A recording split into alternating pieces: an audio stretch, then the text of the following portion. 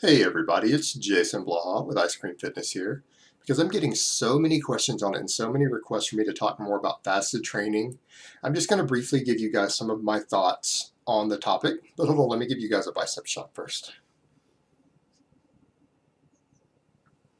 Alright, as some of you may or may not know, I am personally a fan of intermittent fasting.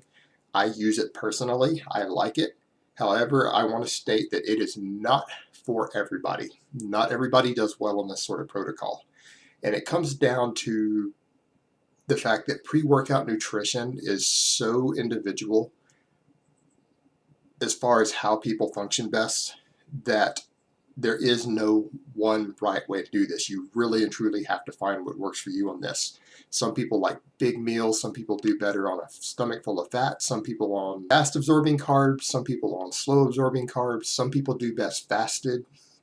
I personally train on nothing but black coffee and water. It seems that some people just do not do very well as far as their blood sugar and their energy reserves when they're running on the glucose from the carbs they ate the night before.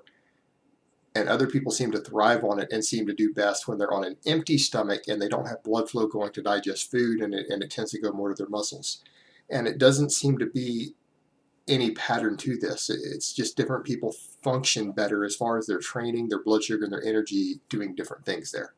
For me personally, the intermittent fasting works well. My sessions are really good. I can train a very long time with very heavy weights, up to 3 hours at a time, completely fasted, with no problems whatsoever. Whereas in the next person, it's not going to work for them. So you have to find what works for you on that one. Now, as far as the fat burning benefits, this gets really tricky.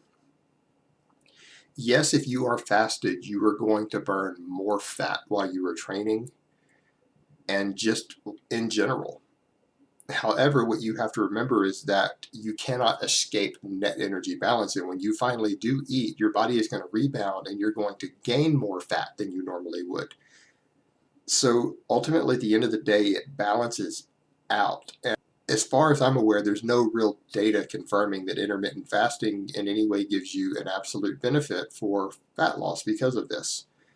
Now, that might change in the future, and there might turn out to be a small advantage, and I personally suspect there might be, but until there is evidence showing it, it is bro science, guys. And you have to remember that. You have to remember that the body always equalizes itself. You always deal with energy balance, and people forget that they gain and lose fat every single day, just like they gain and lose muscle every single day.